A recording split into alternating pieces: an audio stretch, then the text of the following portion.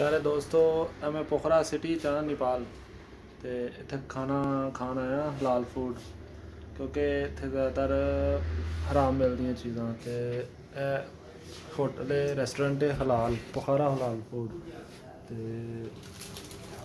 आंदा मैन्यू ते मैं खान लगा चिकन बटर मसाला।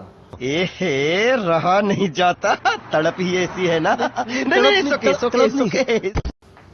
ते देखो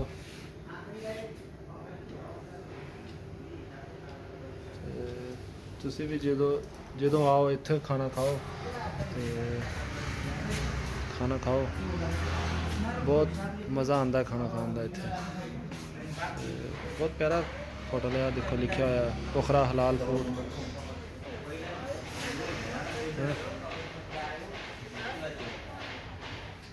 ज़बरदस्त माहौल है, ठीक हो गया।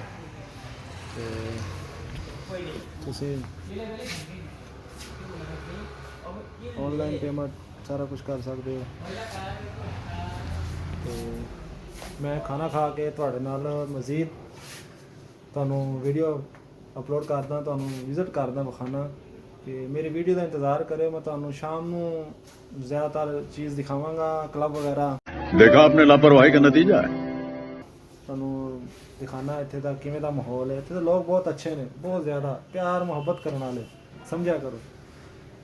जो इत्थे आओ तुहानू पता चलेगा कि तुसी यूरोप जाते हो, इन्ना पैसा ला के कोई विजिट करन जांदा है ते तुसी Nepal, Sri Lanka, Maldives, Tajikistan, Uzbekistan, Kyrgyzstan एवें दे मुल्कां च छोटे छोटे मुल्कां च पहले जाओ, तुहानू पता चले ट्रैवलिंग किवें हुंदी है।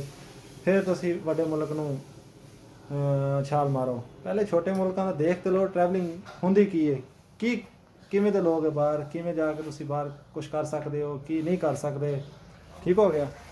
तो मैं खाना खा लवां फिर मैं तुहाडे नाल गल करदा। ओके, खुदा हाफिज़।